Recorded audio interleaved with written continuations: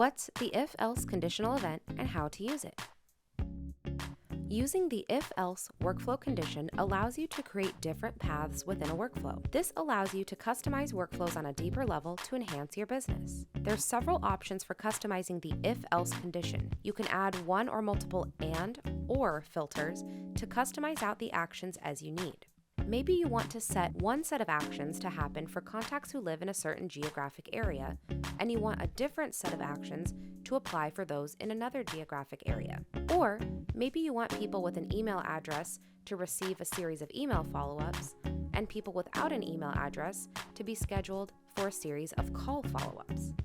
Again, there are several options for customizing the condition in workflows. We'll teach you how to set it up.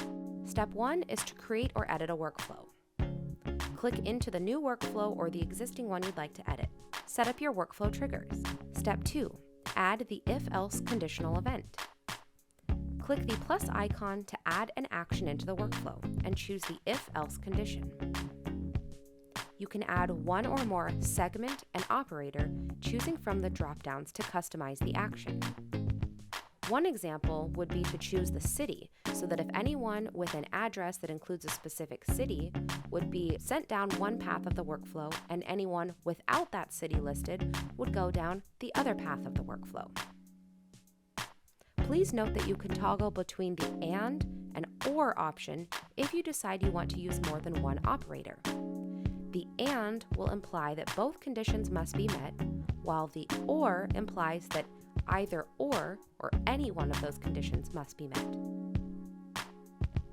Step 3, add additional workflow events. Once you've added the if-else condition, you will see a split in the workflow path in your workflow builder, and you'll see a yes or no path.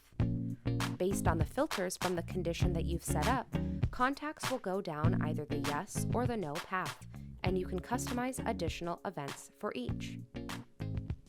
Save and confirm any changes to the workflow once you've added your additional events, and be sure to switch it from draft to published mode in order for it to function.